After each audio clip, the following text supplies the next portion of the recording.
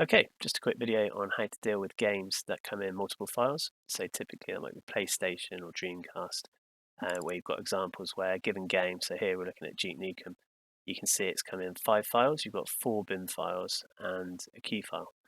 So in principle it's not a problem, the emulators can read that and run that, that's okay, but sometimes front ends, depending on how they're configured, can get a bit confused because they might see it as more than one game because there's more than one file.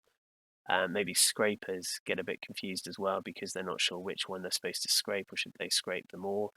And also, by having them in separate files like this, it's kind of like a raw dump as well. So the space it takes can be a lot bigger than you might want it to take up. Again, it might not be a problem, but if you take Raspberry Pi, for example, that's quite a portable device. You don't really want to have an external hard disk attached to that or external media. You want to keep it compact, so you want to keep it on a micro SD card.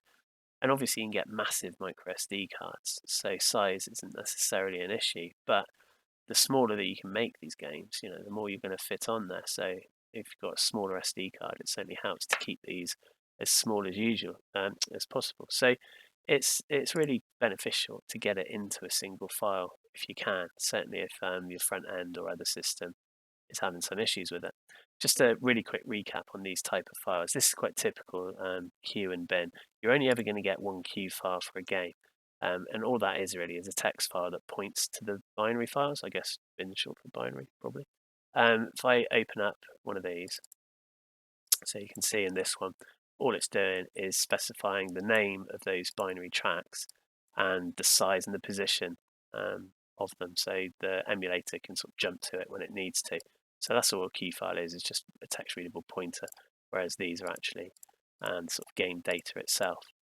So one way to deal with these multiple files that might be clogging up a load of directories and potentially confusing front ends or scrapers and certainly taking up more space than they need to, is to use something called chdman, which is up here.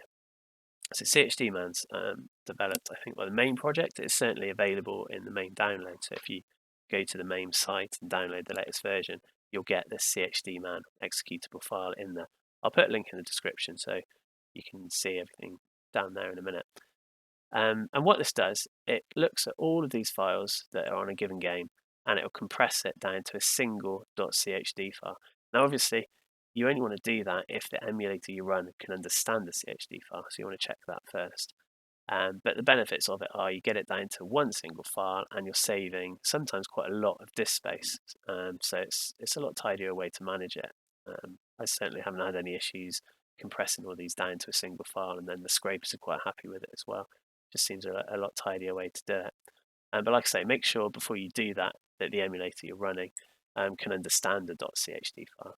Certainly on RetroPie, the default PlayStation emulator for RetroPie is, I think, PCSX rearmed, and that's quite happy with CHD. Most emulators that deal with disks or large amounts of data will understand the .chd, but like I say, check it out before you delete all your sort of games that are in this position.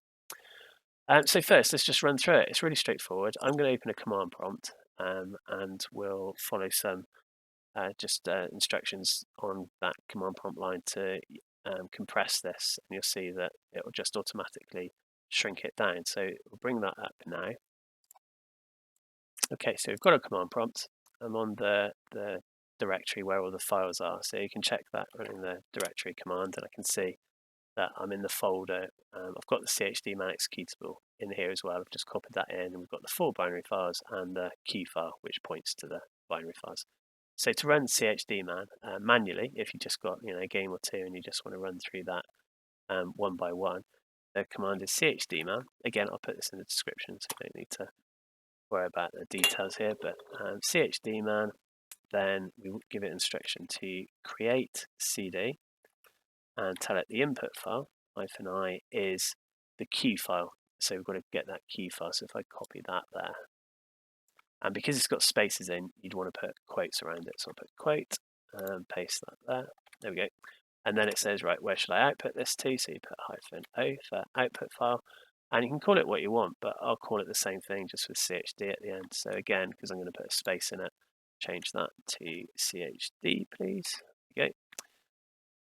And that should be it. So you're just saying, right, run chdman, do its process, which is createcd. The input file is this cue file, which will point to all the bins, and the output file is a single chd file. So that should work. Let's give it a go. Yeah, right. So it's running now. You can see that we're running chdman by main. This is the version, although pretty much all of them would do the same thing. It outputs to this file. It's creating a .chd. The input file was the cue file that we specified up there, and it's got 4 input tracks. So it's like 4 bin tracks here. It's just telling you it's running through there.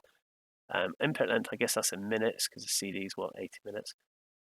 Compression is okay. So there's probably some flags. Maybe you can change the compression, but the default there, I'm sure, is good.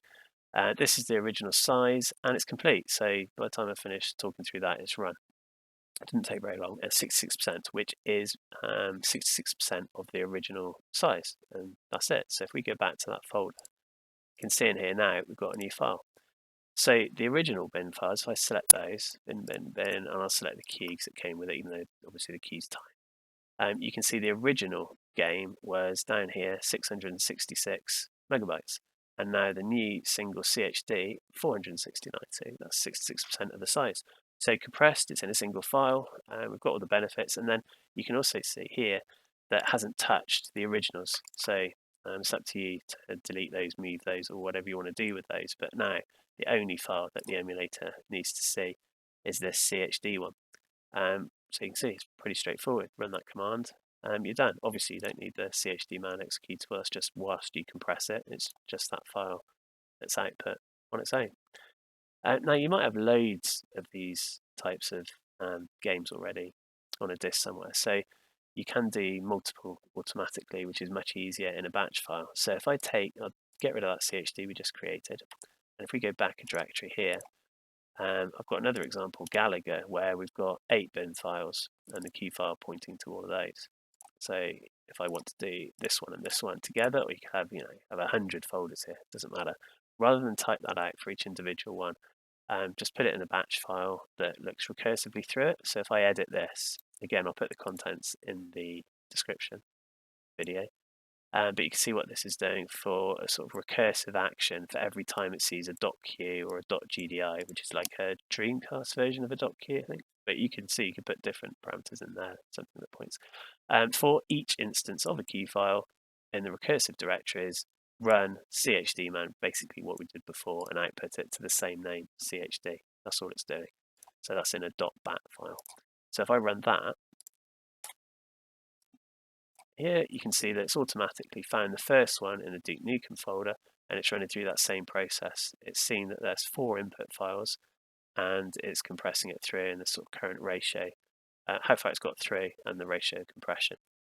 So I think when it completes, the Duke Nukem one compresses to about 66% of the original size. But then as soon as it's finished that one, this instruction up here tells it to keep looking in all the directories, and it's found the Gallagher one, and it's found 8 input tracks for that. It's smaller overall, what's that, 38 minutes, and it's nearly done there. And the overall compression, it stopped about 60%, but we can check now.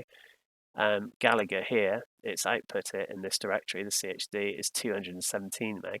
We go into Gallagher here, we can see that the original file size was 392, so it's definitely worked in that it's compressed it, but possibly more importantly, it's created a single file, which is just a lot tidier, both for scrapers and front ends, I think. So there you go, straightforward way of doing it. You might want to keep everything in bins and queues, maybe that works really well for you, but I like the way that it tidies all of these up into those single files, particularly because often I want to get a few of these on a relatively small micro SD card, and that compression really helps. What I'll do, I'll put in the description the link to the RetroPie documentation as well, which is really good, and it explains what chdman does, and it's got some links to download both chdman as well as the batch files that you can see that we just ran here. Any questions? Just put it in the comments, and I'll help you out. Thanks very much for watching.